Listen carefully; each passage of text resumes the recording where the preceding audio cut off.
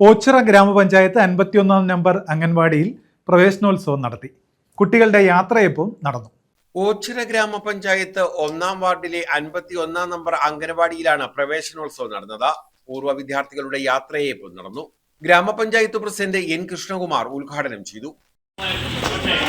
അവിടെയൊക്കെ നേരായ ദിശയിലേക്ക് നയിക്കാൻ കഴിയുന്ന അധ്യാപകരും അവിടെ എപ്പോഴും മക്കളുമൊക്കെ ഒരു ചേരുമ്പോഴാണ് അവിടെ ഈ കുഞ്ഞുങ്ങളായിട്ട് അവിടെ കുഞ്ഞികളായി ആള് നടക്കുന്ന അവസ്ഥയിലേക്ക് നമ്മുടെ ഇവിടുത്തെ പഞ്ചായത്തിന് അഭിമാനമുണ്ട്.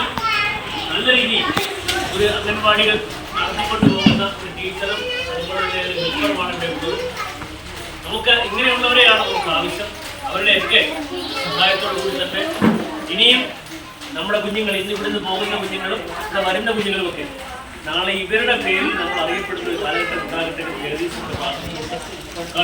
നിർത്തുന്നു. ഇവിടെ എല്ലാ അനുവാദവും കൂടി